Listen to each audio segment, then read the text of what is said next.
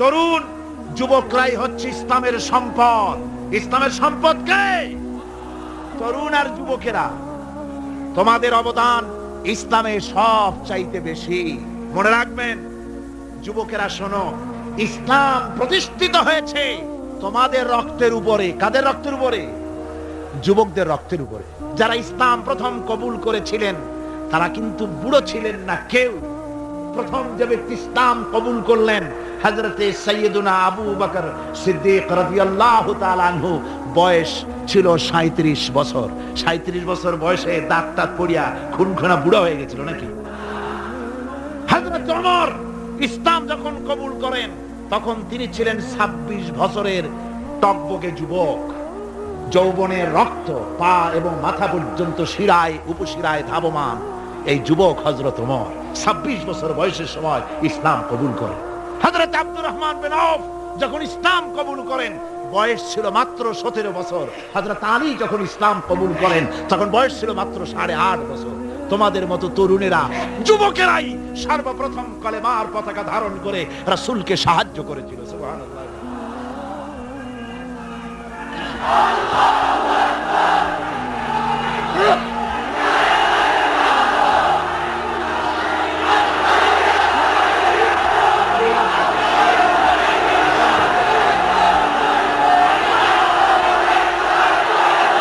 আমার মুসলমান ভাইয়েরা থামুন।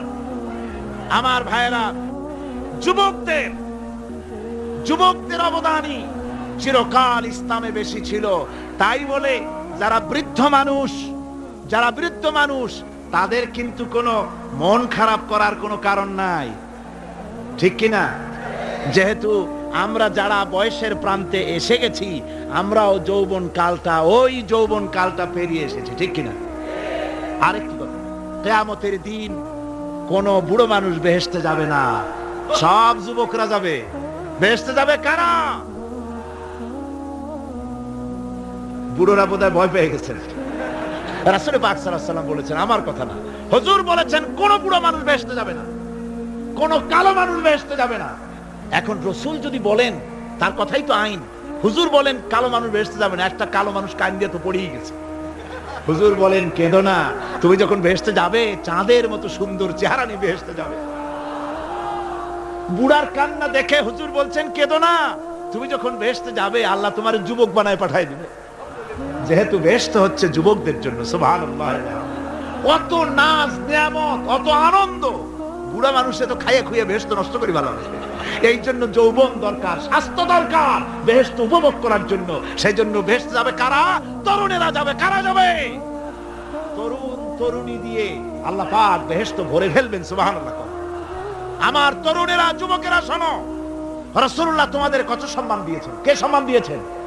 রাসূলুল্লাহ। রাসূলুল্লাহ এক জায়গায় বক্তৃতা করছেন। এমন সময় দেখা গেল একজন তরুণ সাহাবী, নাম তার জারীর রাদিয়াল্লাহু তাআলা আনহু।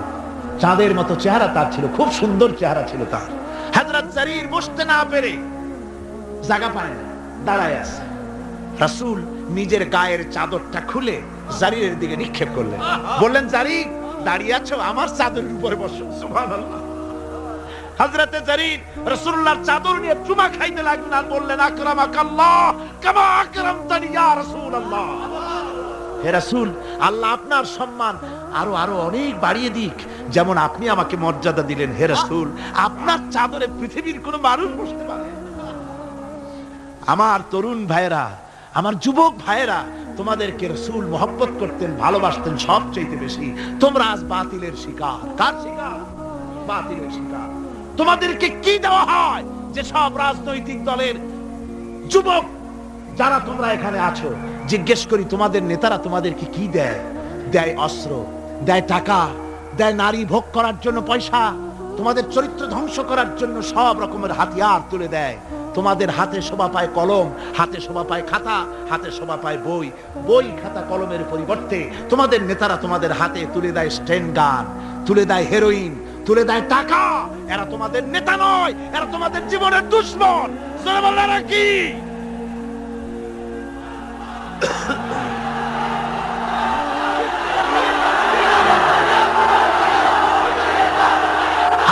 যুবক ভাইয়েরা, আমার কলেজ ইউনিভার্সিটির ছাত্র ভাইয়েরা, একটুখানি মাথা খাটায় চিন্তা করো, তোমার নেতারা যারা ঢাকা থেকে আসে বা এখানে বাস করে, ওই নেতারা যখন রাজনৈতিক প্রোগ্রাম করতে আসে তখন কি একবারের জন্য তোমাদেরকে বলে, ও ছেলেরা তোমরা কি নামাজ ঠিক মতো পড়ো কিনা? বলে? এই যে রোজা আসতেছে, খবরদার বাবারা তোমরা রোজা রেখো, এরকম কথা বলে নাকি? তোমার ওস্তাদদের সম্মান করো, এ কথা বলে নাকি? বরং টাকা দেয়, পয়সা দেয়, যে শিক্ষক তোমার মতের উল্টা করবে ঠ্যাঙ্গাইয়া জনমের মতো টাইট করে দিবা, ঠিক কিনা? তোমার নেতারা কি কোনোদিন বলে নাকি, ও আমার সংগঠনের ছেলেরা মা বাপের খেদমত করবে, মা বাপের সম্মান করবে, খবরদার মা বাপের সঙ্গে বেয়াদবি করবে না, সন্ত্রাস করবে না, অস্ত্রবাজি করবে না, মানুষকে কষ্ট দিবে না, এমন কোন কথা বলে না? আমার যুবকেরা শোনো, ওরা টাকা দিয়ে, অস্ত্র দিয়ে, পয়সা দিয়ে, মদ দিয়ে ওরা নিজেদের ক্ষমতা টিকায় রাখার জন্য তোমাদেরকে লাঠির মতো ব্যবহার করে। সুতরাং আজকের তরুণদেরকে বুঝতে হবে, তরুণেরা ভালো করে বোঝো, তোমরা রাসূলের সৈনিক। কার সৈনিক?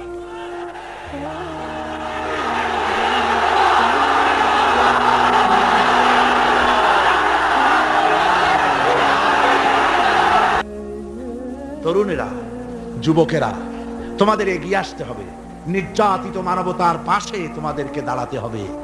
আজ শ্রমিকরা তাদের ন্যায্য পাওনা পাচ্ছে না, কৃষক তাদের উৎপাদনের মূল্য পাচ্ছে না, নারী তার সতীত্বের গ্যারান্টি পাচ্ছে না, মানুষেরা আজ নির্যাতিত, নিপীড়িত। সারা পৃথিবীতে Bosnia, Algeria, Somalia, Palestine, Kashmir, Burma, Philippines, Bharat, পৃথিবীর সর্বত্র নির্যাতিত মুসলমানদেরকে বাঁচাবার জন্য আমার খালিদ বিন ওলীদের উত্তরসূরিরা, সালাউদ্দিন আইয়ুবী, জামালউদ্দিন আফগানি, হযরত আলীর উত্তরসূরি, আজকের মাহফিলের যুবক আর তরুণরা, তোমরা কি রক্ত দিতে পারবে?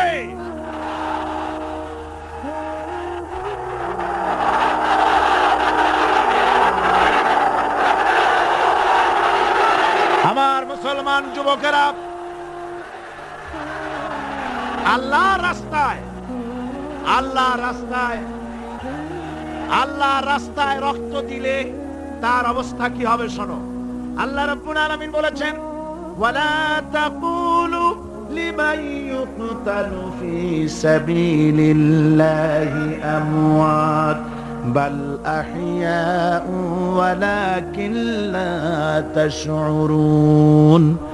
আল্লাহ রাব্বুল আলামিন বলেন, আমার রাস্তায় যারা নিহত হয়েছে, আমার রাস্তায় যারা জীবন দিল, ওরা মরে গেছে এই কথা তোমরা বলো না, ওরা জিন্দা। ওরা কি? আমার রাস্তায়, আমার দিন প্রতিষ্ঠার জন্য, মানবতার মুখে হাসি ফুটাবার জন্য, নির্যাতিত মানবতার গোলামীর জিনজির থেকে তাদেরকে বাঁচাবার জন্য সংগ্রাম করতে গিয়ে যারা জীবন দিল, ওরা মরে নাই, ওরা জিন্দা। ওরা কি? জিন্দা। আল্লাহ বলেন, আল্লাহ পাক বলেন, ওরা জিন্দা, তোমরা জানো না? আমার কাছ থেকে তারা রিজেক্ট প্রাপ্ত হয়। যারা শহীদ হয়, শাহাদাতের কথা শুনে যাদের ভয় লাগে, অস্ত্রের খোঁচা খায়া, গুলি খায়া, বায়োনেট খায়া, ড্যাগারের গুতা খায়া মরা, জানি কত যন্ত্রণা। নবীজি বলতেছেন, আন আবি হুরায়রা রাদিয়াল্লাহু তাআলা আনহু আন্না রাসূলুল্লাহ সাল্লাল্লাহু আলাইহি ওয়াসাল্লাম মা ইয়াজিদু শাহীদু মিন মাসিল কাতল কামা ইয়াজিদু আহাদুকুম মিন মাসিল কারছা। তিরমিজি, নাসাই। আল্লাহ নবী বলেছেন, হযরত আবু হুরায়রা হাদিসটি বর্ণনা করেছেন, নবীজি বলেছেন, শাহাদাতের মওত হলো তোমাদের কেউ যদি আরেকজনকে একটা চিমটি কাটে, ওই চিমটি কাটায় যতটুকু যন্ত্রণা, শাহাদাতের মওতের এর চাইতে বেশি কিছু যন্ত্রণা নয়। শাহাদাতের মওতটা হচ্ছে একটা সেতু। এটা কি সেতু? এটা ব্রিজ। এপারে দুনিয়া, ওপারে আল্লাহ। সুবহানাল্লাহ ওয়া বিহামদি। মরার সাথে সাথে দিদার ইলাহি নসিব হয়ে যাবে। সুবহানাল্লাহ। সাহাবায়ে কেরাম, আপনি চিন্তা করেন, তাদের মা, বাবা, বিবি, বাল বাচ্চা, সন্তান সবকিছুকে ফেলে রেখে আল্লাহর দ্বীনের জন্য রক্ত দিতে পেরেছেন। কি কারণে? জীবনকে তাদের কাছে তুচ্ছ মনে হয়েছে। এই জীবন জীবন নয়, ওই জীবনই তো সবচেয়ে সেরা জীবন, যে জীবনে আমার মাওলা আমার উপরে খুশি হয়ে যাবে। সুবহানাল্লাহ। আমার মাবুদ আমার উপরে খুশি হয়ে যাবে। ওইটা হচ্ছে সবচেয়ে নিয়ামতের মওত। এই জন্য হুজুর সাল্লাল্লাহু আলাইহি ওয়াসাল্লাম বলেছেন, কেউ যদি শাহাদাতের তামান্না করে দিল থেকে, সে যদি তার বিছানায়ও মরে, আল্লাহ পাক ওটাকে শাহাদাত হিসেবে ধরে নেবেন। হযরত ওমর রাদিয়াল্লাহু তাআলা আনহু দোয়া করতেন, আল্লাহুম্মা রযুকনি শাহাদাতান ফি সাবিলিক ওয়াজআল মাউতি ফি বালাদি রাসূলিক। আয় আল্লাহ, তুমি দয়া করে মেহেরবানি করে আমাকে শাহাদাতের পেয়ালা পান করাও। শাহাদাতের মত সবচেয়ে নিয়ামতের মত। কিয়ামতের দিন এই শহীদ তার আত্মীয় স্বজনের ব্যাপারে 70 জন লোকের ব্যাপারে আল্লাহর কাছে সুপারিশ করার মতো পাওয়ার লাভ করবে। শহীদ ভাইরা, এই শাহাদাত নসিব হওয়ার জন্য তামান্না আমাদের দিলের মধ্যে থাকা উচিত। আল্লাহর দ্বীন প্রতিষ্ঠার জন্য প্রয়োজনে আমরা জান দিব, মাল দিব। পারবো না? পারবো কিনা? আমার ভাইরা, আব্দুল উজ্জা মক্কা শরীফে বাড়ি, 20 বছরের যুবক, কলিজার মধ্যে সবসময় চায় এতিম মানুষ, বাপ মারা গেছে একেবারে ছোট অবস্থায়, খুব গরিব। চাচা তাকে বড় করেছে, চাচা তাকে ঘর দিয়েছে, বাড়ি দিয়েছে। বুখারীর হাদিস, বুখারী শরীফে এসেছে। বাড়ি, ঘর, জায়গা, জমি, সোনা দানা, টাকা পয়সা, উট ঘোড়া সব দিয়েছে, প্রতিষ্ঠিত করে দিয়েছে। কিন্তু আব্দুল উজ্জা শান্তি পায় না। রাসূল পাক সাল্লাল্লাহু আলাইহি ওয়াসাল্লাম দ্বীনের দাওয়াত দিচ্ছেন, মন চায় তাওহীদের এই সূরা সেও পান করে, কিন্তু চাচার ভয়তে পারে না। মনটা চাচ্ছে, আহা, চাচা যদি ইসলাম কবুল করতো তাহলে আমার জন্য ব্যাপারটা সহজ হয়ে যেত। এভাবে চিন্তা করতেছে। হঠাৎ একদিন রাসূল পাক সাল্লাল্লাহু আলাইহি ওয়াসাল্লাম হিজরত করলেন। এরপরে আব্দুল উজ্জার ধৈর্যের বাঁধ ভেঙে গেল। আব্দুল উজ্জা গিয়ে বলছে, চাচা, মুহাম্মদ সাল্লাল্লাহু আলাইহি ওয়াসাল্লামের নাম তো নিশ্চয়ই শুনেছেন। বলে, হ্যাঁ শুনেছেন। তিনি যে ইসলামের দাওয়াত দেন, ওটা আপনার কাছে কেমন লাগে? তার মানে বলছে যে আমার কাছে তো খুব ভালো লাগে। চাচা, ইসলাম কি কবুল করবেন? এই অগণিত মূর্তির সামনে মাথা নত করে আমাদের কোনো লাভ নাই। ওই মূর্তিগুলি আমাদের কোনো সাহায্য করতে পারে না। এক আল্লাহ বিশ্বাস করার জন্য মুহাম্মদ সাল্লাল্লাহু আলাইহি ওয়াসাল্লাম আমাদের বলেছেন। চাচা বলছে, খবরদার, এই কথা যদি আবার উচ্চারণ করো তাহলে আমি তোমাকে যা দিয়েছি সব ছিনায় নেব। আব্দুল উজ্জা বলছেন, তাহলে আর আমি সহ্য করতে পারলাম না। চাচা, আপনার সামনেই আমি ঘোষণা করলাম, একদিন চাপা রেখেছি, আর পারলাম না।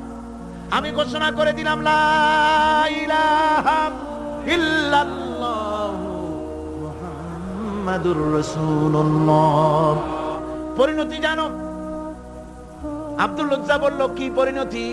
চাচা বলতেছি, এই কলেমা পড়ার কারণে আমি তোমাকে যা দিয়েছিলাম, ঘোড়া দিয়েছি, উট দিয়েছি, বাড়ি দিয়েছি, সব আমি তোমার কাছ থেকে ছিনাইলাম, সব ফেরত দিতে হবে। তিনি বললেন, আমি রাজি আছি, আমি রাজি আছি। আপনি আমার সোনা দানা, ঘোড়া, উট আর ঘর বাড়ি যা দান করেছেন, এই দুনিয়াটার মালিকও যদি আমারে বানাই দিতেন, আমি এর বিনিময়ে কলেমা পড়া থেকে আর আমি নিজেকে থামায় রাখতে পারি না। বলে, আমার সব আমাকে ফেরত দাও। বলল, দিলাম, যা আপনি দিয়েছেন সব আপনাকে ফেরত দিলাম। চাচা বলছে, জায়গা জমি, টাকা পয়সা, সোনা দানা সব পেলাম, তোমার গায়ে যে জামা, তোমার পরনে যে লুঙ্গি, ওটা আমার টাকার খোলো। আব্দুল উজ্জা বললেন, আপত্তি নাই। জামা খুলে দিলেন, পরনের লুঙ্গিটাও খুলে দিলেন। 20 বছরের যুবক এই অবস্থায় চলে গেলেন মায়ের কাছে। মা আব্দুল উজ্জাকে এই অবস্থায় দেখে 2 চোখ চেপে ধরলেন, বললেন, বাবা, তোমার এই অবস্থা কেন? ছেলে বলছে, মা, ঈমান আনার কারণে আমি সব হারায় ফেলেছি, আমার আর কিছুই নাই। ঈমান আনার কারণে আমার এই অবস্থা হয়েছে। মা বলছে, বাবা, আমার কাছে কি চাও? ছেলে বলছে, মা, আমি চলে যেতে চাই মদিনায়, আল্লাহর নবী মুহাম্মদুর রাসূলুল্লাহ সাল্লাল্লাহু আলাইহি ওয়াসাল্লামের দরবারে চলে যেতে চাই। আমি একটু বস্ত্র চাই। মা একটা পুরানা কম্বল তার হাতে দিয়ে দিলেন। আব্দুল উজ্জা কম্বলটাকে ছিঁড়ে এক টুকরা কোন রকম হাঁটুর উপরে জড়ায় নিলেন, আর এক টুকরা গায়ে দিয়ে নিলেন। আব্দুল উজ্জা বহু কষ্ট করে মরুভূমি পাড়ি দিয়ে মদিনা মুনাওয়ারায় চলে গিয়ে বাবি জিবরিল থেকে ঢুকে আসহাবে সুফফার চবুতরার সামনে বসে আছেন, ছেঁড়া কম্বল পরা। এবার বিশ্ব নবী, দুনিয়া আখিরাতের বাদশা জনাবে মুহাম্মদ রাসূলুল্লাহ সাল্লাল্লাহু আলাইহি ওয়াসাল্লাম যখন মসজিদের নিজের ঘরের থেকে দরজা খুলে বেরিয়েছেন, দেখেন এক যুবক বসা, একটা আধাটা কম্বল পরা, হাঁটুর উপরে কোন রকম করে রানটা, লজ্জাস্থানটা ঢাকার, গায়ে একটা ছেঁড়া কম্বল, তার এই অবস্থা দেখে হুজুর জিজ্ঞেস করেন, তুমি কে? যুবক বলছে, আমি আব্দুল উজ্জা। ইসলাম কবুল করার জন্য আমার সব ছিল, আমি কম ধনী ছিলাম না। আমার চাচা সব নিয়ে গেছে, সিনাই রেখেছে, আমার লুঙ্গিটাও দেয় নাই। ঘটনা সব তিনি খুলে খুলে বললেন। হুজুর বললেন, তোমার নাম আব্দুল উজ্জা নয়, তোমার নাম আব্দুল্লাহ। আব্দুল্লাহ জুলবাজাদাইন তার নাম। হযরত আব্দুল্লাহ জুলবাজাদাইন কি রাসূলুল্লাহ দিয়া দিলেন, আসহাবে সুফফাদের সাথে মিলাই দিলেন, এখানে থাকো, খাবার আসতে পরে খাবে। তাদের সব সময় খাবার থাকতো না। আসহাবে সুফফায় তারা থাকতেন যাদের ঘর নাই, বাড়ি নাই, থাকার জায়গা নাই। ক্ষুধার জ্বালায় যখন তারা অতিষ্ঠ হয়ে যেতেন, নবীজি ঘরের থেকে তাহাজ্জুদের জন্য যখন বেরোতেন, ক্ষুধার্ত সাহাবীরা রাসূলের চেহারা দেখার সঙ্গে সঙ্গে ক্ষুধা নিবৃত হয়ে যেত।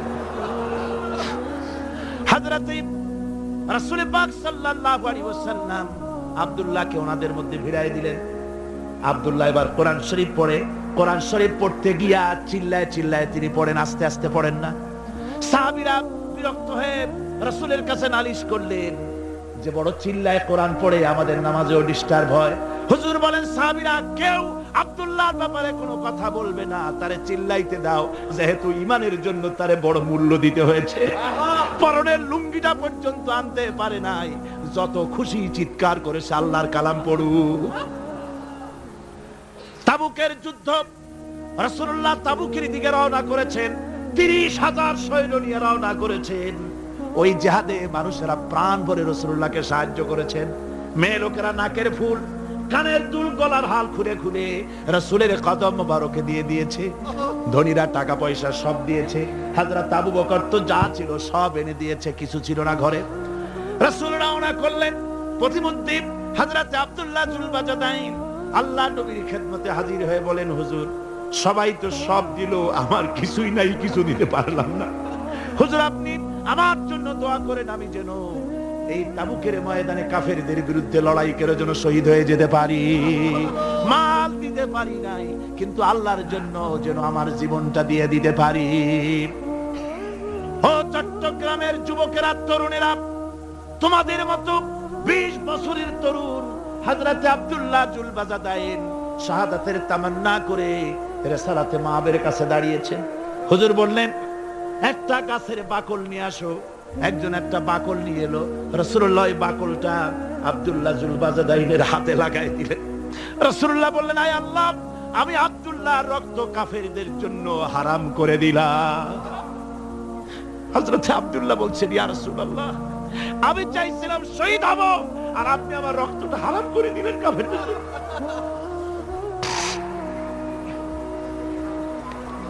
আল্লাহ নবী বলেন, আব্দুল্লাহ রে, কোন চিন্তা করো না, তোমার মৃত্যু যদি জ্বরেও হয়, আল্লাহ রাব্বুল আলামিন তোমার শাহাদাতের দরজা দিয়ে দিবেন। তাবুকের প্রান্তরে চলে গেলেন। কয়েকদিন ওই তাবুকের ময়দানে থাকায় রাসূলের কাছে খবর এলো আব্দুল্লাহ মারাত্মক জ্বরে আক্রান্ত হয়ে ইন্তেকাল করেছেন। রাসূলুল্লাহ বললেন, আমি জানাজা পড়াবো। হযরতে আব্দুল্লাহর জানাজা হলো গভীর রাত। কবরের ভিতরে একজন দাঁড়ায়া লাশ ধরার জন্য একজন কবরের ভিতরে দাঁড়িয়েছে। 2 জন লোকে লাশ নিয়ে আসতেছে। হযরতে বেলাল আলো উঁচু করে দাঁড়ায় ধরে আছে। অন্ধকার রাত, কবরের ভিতরে একজন দাঁড়ানো, লাশ নিয়ে এসেছে 2 জনে। কবরের ভিতরে যিনি দাঁড়ানো তিনি বলছেন, এই লাশকে তোমাদের ভাইকে আদবের সাথে কবরে রাখো। কবরের মধ্যে যিনি দাঁড়ানো তিনি আর কেউ নয়, বিশ্বনবী মুহাম্মদুর রাসূলুল্লাহ সাল্লাল্লাহু আলাইহি ওয়াসাল্লাম। হযরত রাসূলুল্লাহ বলতেছেন, আবু বকর, ওমর, তোমাদের ভাইকে আদবের সাথে কবরে রাখো, খবরদার বেয়াদবি করো না। কবরের মধ্যে আল্লাহ নবী আব্দুল্লাহ জুলবাজাদাইনকে নিজ হাতে শোয়াই দিয়া কবরের উপরে পাথর বিছিয়ে দিয়ে নবীজি বললেন, রব্বুল আলামিন, আজকের এই সন্ধ্যা পর্যন্ত আমি আব্দুল্লাহর প্রতি রাজি ছিলাম, তুমিও আব্দুল্লাহর প্রতি সন্তুষ্ট হয়ে যাও। হযরত ইবনে মাসউদ রাদিয়াল্লাহু তাআলা আনহু বলেন, আমি চিৎকার মেরে কেঁদে কেঁদে বললাম, আল্লাহ, আজকে যদি এই কবরে আব্দুল্লাহ না হয়ে আমি হতাম, আমার কিসমতটা ভালো হয়ে যেত। যুবকেরা, তরুণ মুসলমানেরা, তোমরাই রক্ত দিয়ে ইসলাম কায়েম করেছো। কে কায়েম করেছে ইসলাম?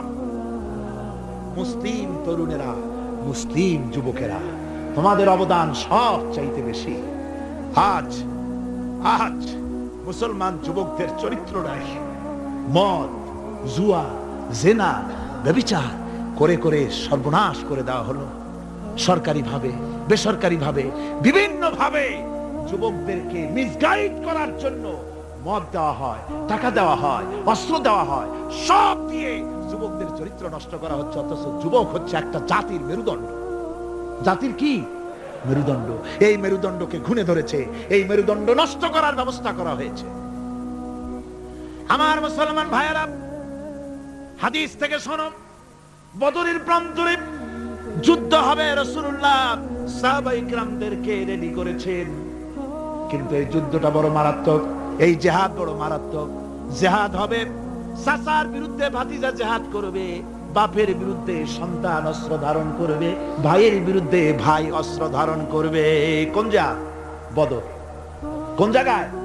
বদর। মক্কা থেকে যারা আসতেছে সব চাচা, ভাই, মামু, খালু, এরা আসতেছে। আপন আপন লোকের আপন লোকের বিরুদ্ধে অস্ত্র ধারণ করবে। এটা কি সহজ? কোন এটা কি সহজ? রাসূলুল্লাহ যুদ্ধের কথা মানুষকে বুঝাচ্ছেন, একটু ইতস্তত করছেন। হযরত রাসূল পাক সাল্লাল্লাহু আলাইহি ওয়াসাল্লাম যুদ্ধের কথা সাহাবায়ে কিরামদের সামনে পেশ করতেছেন আর একটু ইতস্তত করতেছেন। এই কঠিন যুদ্ধে সাহাবীরা কিভাবে মেনে নেবে? রাসূলের মনের অবস্থা বুঝতে পেরে হযরত মিকদাদ রাদিয়াল্লাহু তাআলা আনহু, বর্ষিয়ান সাহাবী, তিনি দাঁড়ায় গেলেন। তিনি দাঁড়ায় বলছেন, ইমদি বিনা ইয়া রাসূলুল্লাহ হাইসু মা তাশা। হে রাসূল, আপনি আমাদেরকে নিয়ে চলুন, আল্লাহ যেদিকে আপনাকে যেতে বলে। হাইসু মা তাশা আয় হাইসু মা আমারাকাল্লাহ, যেদিকে আল্লাহ আপনাকে যেতে বলেন আমাদেরকে নিয়ে আপনি সেদিকে চলেন। ইন্না লা নাকুলু লাকা কামা ক্বালা বানু ইসরাঈল লিমূসা আলাইহিস সালাম, ইযহাব আনতা ওয়া রাব্বুকা ফাকাতিলা ইন্না হাহুনা কাঈদুন। আমরা মুসা আলাইহিস সালামের উম্মতের মতো বলবো না যে হে মুসা, তুমি আর জিবরাইল আর তোমার আল্লাহ যুদ্ধ করো, আমরা ঘরে বসে আরাম করি। এই কথা আমরা বলবো না হুজুর। বাল ইযহাব আনতা ওয়া রাব্বুকা ফাকাতিলা ইন্না মাআকুমা মুকাতিলুন। হে রাসূল, বরং আমরা বলবো আপনি যুদ্ধ করুন, আপনি আমাদের নিয়ে চলুন, আমরা লড়বো আপনার সাথে কাফেরদের বিরুদ্ধে। ততক্ষণ পর্যন্ত লড়বো মা দামাত আইনুম মিন্না তাতাররাফ। ও রাসূল, যতক্ষণ আমাদের চোখের একটা পাতাও নড়ে ততক্ষণ আপনার সাথে আমরা লড়বো। সুবহানাল্লাহ। মানে জীবন যতক্ষণ আছে আপনার সাথী হয়ে কাফেরদের বিরুদ্ধে লড়তে থাকবো। হুজুর খুব খুশি হয়ে গেল। হুজুর কি হলেন? দারুণ খুশি হয়ে গেল। আল্লাহর নবী খুশি হয়ে বললেন, ও সাহাবীরা, তোমাদের মানসিক অবস্থা যখন এই কুবু বিনা ইলা জান্নাতিন, জান্নাতুন আরদুহা কারদিস সামাওয়াতি ওয়াল আরদ। ও সাহাবীরা, তোমাদের মানসিকতা যখন এমন, তখন আমার সাথে তোমরা দাঁড়াও, আমার সাথে ওঠো, আমার সাথে চলো জান্নাতের দিকে। রাসূলুল্লাহ বলছেন, আমার সাথে চলো বেহেশতে। কোন বেহেশত? এমন বেহেশত যে বেহেশতের বিশালতা আর প্রশস্ততা ওই বিশাল আকাশ আর জমিনের চাইতেও বেশি। এই বিরাট জান্নাতের দিকে চলো আমার সাথে। ফাকামা উমাইর বিন হামান ওয়া কানা ইয়াকুলু তামার। যুবকেরা, তোমাদের মতো তরুণ, তোমাদের মতো এক যুবক যার নাম উমাইর, তিনি দাঁড়িয়ে গেলেন, হাতে ছিল খোরমা, খোরমা খাচ্ছিল। দেখেন না, বক্তৃতা হয় মাঠে, ওয়াজ নসিহত হয়, আর যুবকেরা দাঁড়ায় দাঁড়ায় বাদাম খায়, হয় না? ওই সাহাবী ওই সময় তো বাদাম টাদাম হয়তো পায় না, খোরমা খাচ্ছে, খোরমা চাবাচ্ছে, বিচি ফালাই দিতেছে, আর এইভাবে খাচ্ছে আর হুজুরের কথা শুনছে। হুজুরের কথা শুনে উমাইর বলছেন, বাহ বাহ। এটা একটি আঞ্চলিক শব্দ, এর অর্থ হচ্ছে আয় মা আযমাহু ওয়া মা আহসানাহু। হে রাসূল, আপনি কত সুন্দর কথা বললেন, আপনি কি বিশাল কথা বলেছেন, কত বড় কথা বলেছেন। জিহাদ করলে, জান দিলে এমন বেহেশত পাবো, জান্নাতুন আরদুহা কারদিস সামাওয়াতি ওয়াল আরদ, যে বেহেশতটা হবে ওই বিশাল আকাশের চাইতেও বিস্তীর্ণ, এমন বেহেশত পাবো। ওয়াল্লাহি লাউ কুনতু হাইয়ান হাত্তা আকুলাহুন্না ইন্নাহা লাহায়াতুন তাবিলা। আল্লাহর কসম, আমি যদি হাতের সবগুলি খোরমা খেতে যাই তাহলে তো অনেক সময় লাগবে, বেহেশতে যেতে দেরি হয়ে যাবে, অনেক দেরি হয়ে যাবে বেহেশতে যেতে। ফারামা বিহিন্না, হাতের সবগুলি খরমা তিনি ফেলে দিলেন। ও যুবকেরা, হযরত ওমর তোমার মতো যুবক খরমা খাওয়া সহ্য করলেন না আল্লাহর জান্নাতে যাওয়ার লোভে। জান্নাতে যেতে দেরি হয়ে যাবে, আল্লাহর সঙ্গে দিদার করতে দেরি হয়ে যাবে, এই মনে করে হাতের খরমাগুলি ফালায় দিলেন, জিহাদের ময়দানে ঝাঁপায়ে পড়লেন। হাদিস শরীফে এসেছে, উমাইর জিহাদ করে বেশ কিছু কাফেরদেরকে নিহত করে নিজেও শহীদ হয়ে গেলেন। রাসূলুল্লাহ বদরের শহাদাদের জানাজা করার সময় একজন সাহাবী বলে দিলেন, হুজুর এই সেই উমাইর, আপনি যখন বেহেশতের কথা বলছিলেন, খরমাগুলি খাওয়ার তর সহ্য হয় নাই বেহেশতে যাওয়ার জন্য, এই সেই উমাইর। আল্লাহর নবী উমাইরের কাছে দাঁড়ায় আঙ্গুল দিয়ে তার শরীরের দিকে দেখায় বললেন, ইন্নাকা মিন আহলিহা। ও যুবক, যেই বেহেশতের জন্য খরমা খাওয়ার সময় তুমি পাও নাই, আমি নবী সাক্ষী দিচ্ছি তুমি অবশ্যই সেই বেহেশতের অধিবাসী, ওই বেহেশত তোমার জন্য। সুবহানাল্লাহ। আমার ভাইরা, কিয়ামতের দিন এই জান্নাত আল্লাহ রাব্বুল আলামিন দান করবেন ওই সব লোকদের জন্য যারা জান দিবে, মাল দিবে, রক্ত দিবে আল্লাহর দ্বীনের জন্য। কিসের জন্য? আল্লাহর দ্বীন কায়েমের জন্য। যারা জান মাল ওয়াকফ করে দেবে, জীবনকে উৎসর্গ করে দেবে, তাদের জন্য আল্লাহ পাক এই বিরাট নিয়ামত রেখেছেন। তরুণদের বলতে চাই, যুবকদের বলতে চাই, আর বাতিলের পেছনে ঘুরো না, আর তোমার ওই সব নেতাদের পেছনে ঘুরো না যারা নিজেরাও নামাজ পড়ে না, তোমাকেও নামাজের কথা বলে না। ওরা নিজেরা মিথ্যা কথা কয়, তোমরা টের পাও না? কি বলেন, টের পাওয়া যায় না?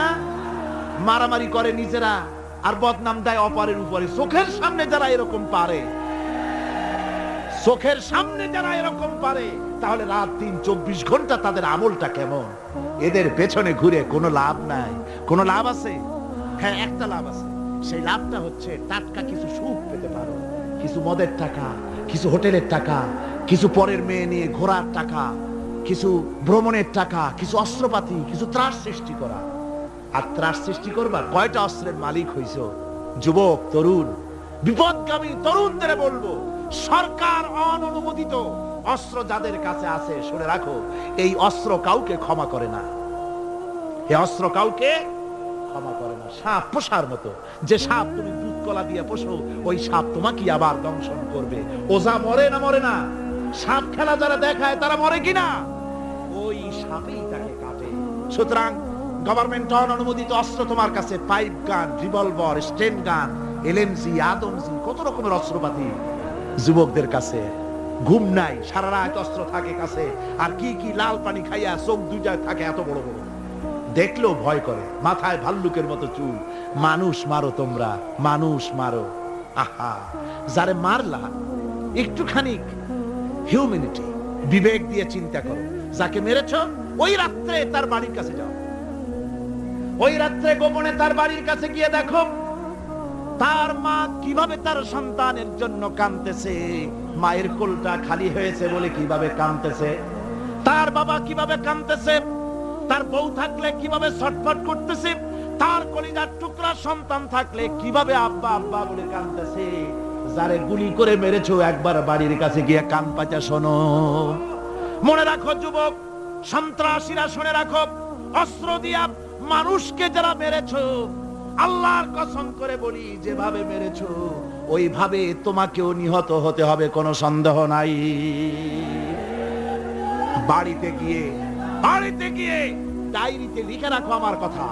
থামুন, বাড়িতে গিয়ে ডায়েরিতে লিখে রাখুন, ডায়েরিতে লিখে রাখো, যদি তুমি কাউকে হত্যা করে তার বউকে যদি বিধবা বানায় থাকো, তোমার বউ বিধবা হবেই, কোনো সন্দেহ নাই। তুমি যদি কারো ছেলেকে এতিম বানায় থাকো, তোমার ছেলেকে আল্লাহ এতিম বানায় রাস্তায় ভিক্ষা করায় ছাড়বে। তুমি যদি কারো বাপকে মাকে কাঁদায় থাকো, আল্লাহ রাব্বুল আলামিন তোমার মা বাপকে কাঁদাবেন। তুমি যদি বেয়নটের খোঁচা দিয়া, ড্যাগারের খোঁচা দিয়া একটা মানুষকে যদি বুক ফেড়ে থাকো, তোমার বুকটা ঝাঁঝরা করে দেওয়ার মতো অস্ত্র আল্লাহ তৈরি করে রেখেছে। বিশ্বাস করো, বিশ্বাস করো। অননুমোদিত অস্ত্র থানায় জমা দিয়ে দাও, মসজিদে ঢোকো, নামাজ পড়ো, চরিত্রবান হয়ে যাও। তোমাদের প্রতি আমার উদাত্ত দাওয়াত, আমার বুক ভরা দরদ। তোমাদের বিরুদ্ধে আমাদের কোনো বিদ্বেষ নাই, হিংসা নাই, আছে কলিজা বড় দরদ। দেখতে পাচ্ছি জাহান্নামের দিকে যাচ্ছ। এ পথটা কোন দিকের পথ? জোরে বলেন, কোথার পথ? ওই নেতাদের পিছনে আর চলো না, তওবা করো। ওই নেতাদের পিছনে আর যাবে না যারা তোমাদেরকে টাকা দেয় আর অস্ত্র দেয়, যারা তোমাদেরকে মদ দেয় আর নারী দেয়, ওদের পিছনে আর চলবে না। ওয়াদা করো। যুবকরা কি পারবে ওয়াদা করতে? ওই সব নেতাদের পিছনে জীবনে আর যাবে না। ওয়াদা করতে পারো? হাত উঁচু করে দেখাও যুবকেরা।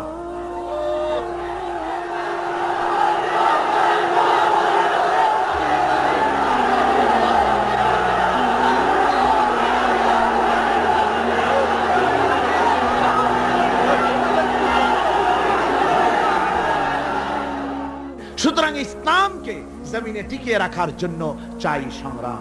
তাই আল্লাহ রাব্বুল আলামিন বলেছেন, ওয়াতুজাহিদুনা ফি সাবিলিল্লাহি বিআমওয়ালিকুম ওয়া আনফুসিকুম যালিকুম খায়রুল লাকুম ইন কুনতুম তা'লামুন। আল্লাহ পাক বলেন, আমার রাস্তায় জিহাদ করো, জান দাও, মাল দাও, জান দাও, জিহাদ করো। এটাই হলো উত্তম কাজ। যদি তোমরা ইসলাম বুঝে থাকো, এটাই তোমাদের জন্য কল্যাণকর। আগে বলেছেন মালের কথা, পরে জানের কথা। আগে কোনটা? মাল, পরে জান। যেহেতু আমরা জানের চাইতে মালের মহব্বত করি বসি, ঠিক কিনা? তো মালের মহব্বত করি বেশি। আমরা কথায় কথায় বলি, আরে ভাই দরকার যদি হয় জানটা দিয়ে দিব। আর জান যদি দিয়েই দেন তো মালটা তো থেকেই গেল।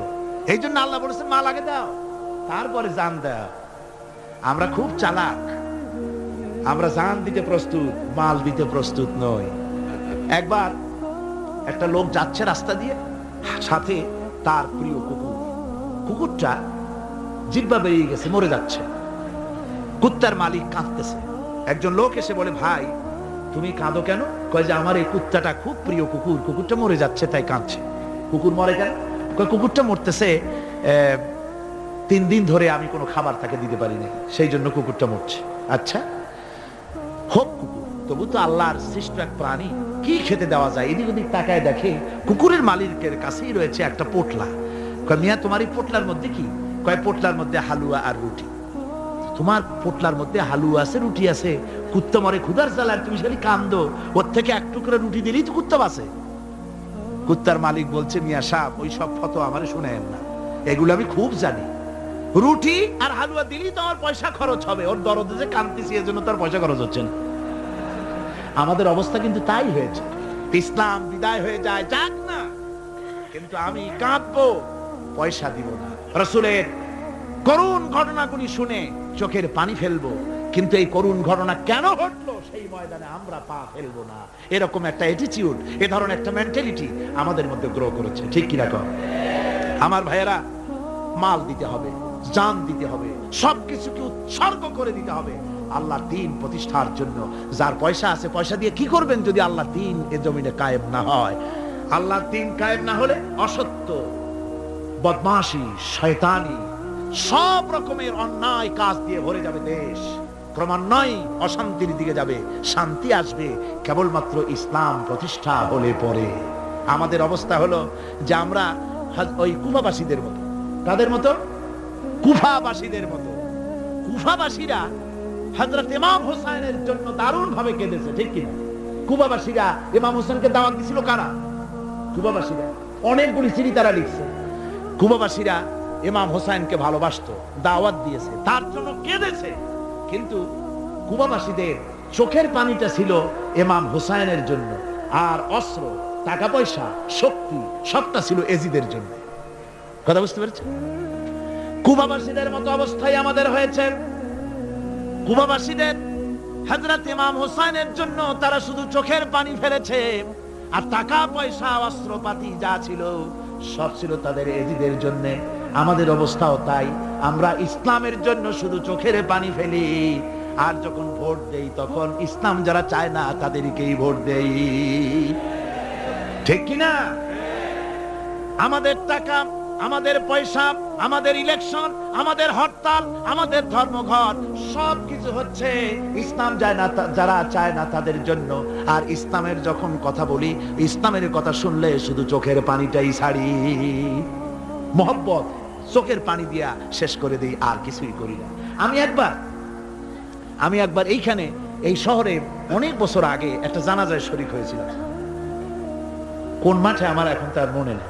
জানাজার পরে যিনি জানাজা পড়ালেন তিনি বললেন, ওই লাশকে সামনে রেখে বললেন, কেন আসিল? তখন আমি নতুন চিটাগাং আসছি, আমি ভাষা ভালো করে বুঝিও না। একজন বললো কেন আসিল? সবাই কইলো গম আসিল। তাই বললাম যে গম আসিল, এই মরা মানুষের সাথে গম আমি আটা গম সে তাই মনে করেছি যে এটার কি সম্পর্ক। আমি ইমাম সাহেবকে জিজ্ঞেস করলাম যে আপনি বললেন কি, আর জনগণই বা বললো? যে আমি জিজ্ঞেস করলাম যে লোকটা কেমন ছিল, তো সবাই বললো ভালো ছিল। তাই বললাম তো ফায়দা কি? ফায়দা এই যে সবাই বললো ভালো, আল্লাহ তারে মাফ করে দিয়া ভালো বলে বেহেশতে পাঠায় দেবে।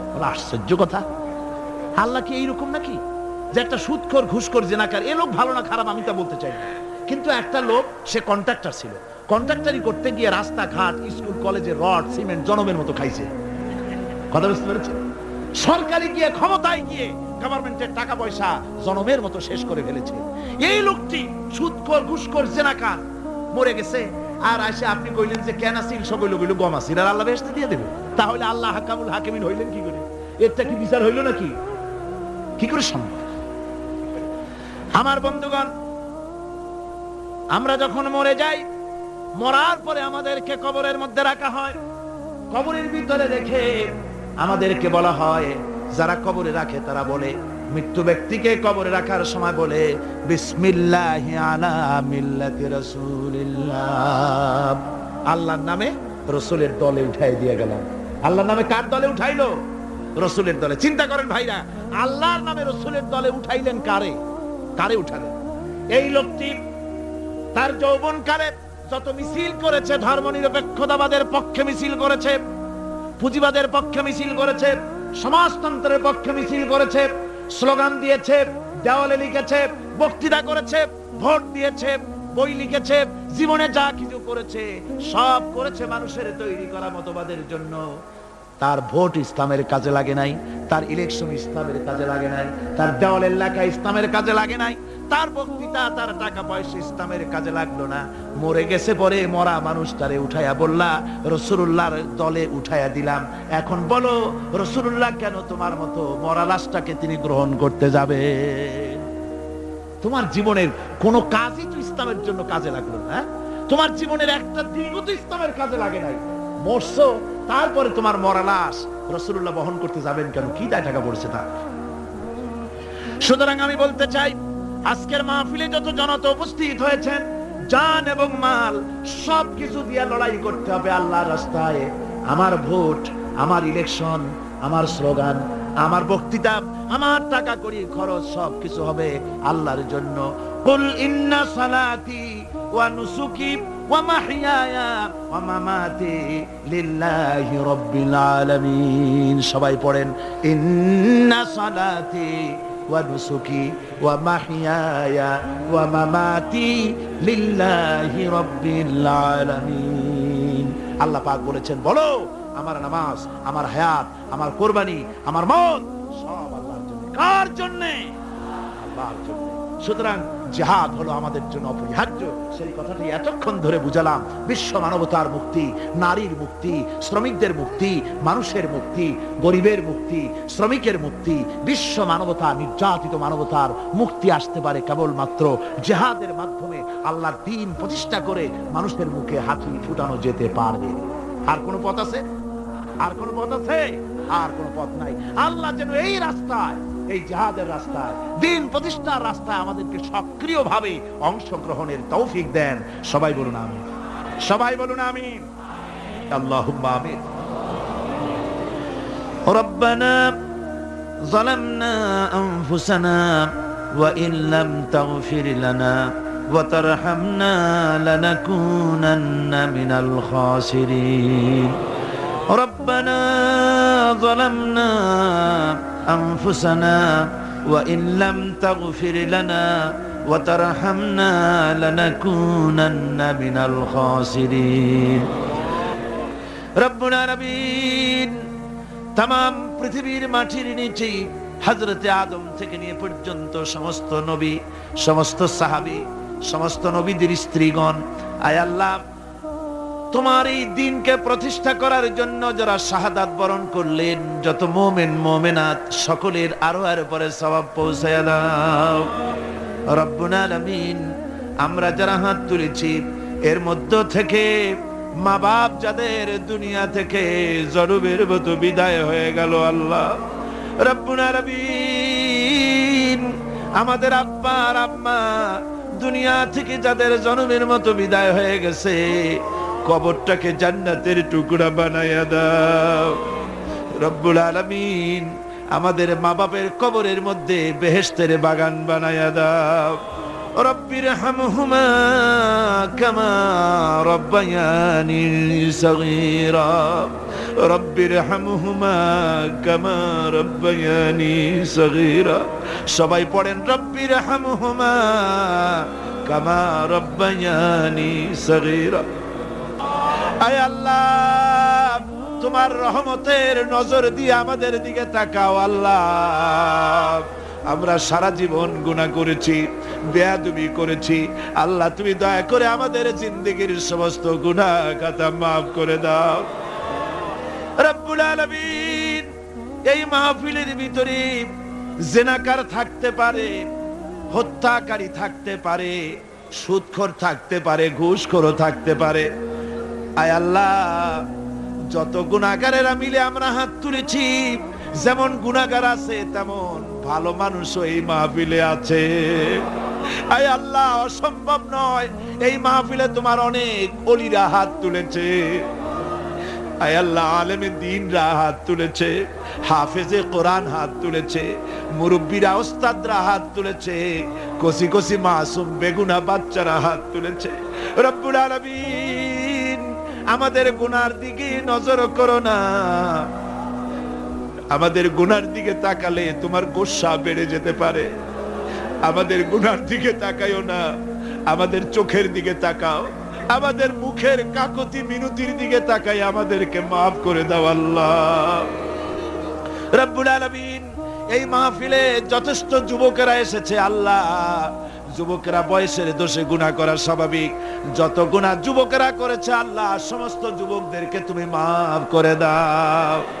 সুবহান রাব্বিকা রাব্বিল ইজ্জাতি আম্মা ইয়াসিফুন ওয়া সালামুন আলাল মুরসালিন ওয়ালহামদুলিল্লাহি রাব্বিল আলামিন। ওয়াজআল আখিরা কালিমাতিনা ইনদাল মাউত লা ইলাহা ইল্লাল্লাহু মুহাম্মাদুর রাসূলুল্লাহ।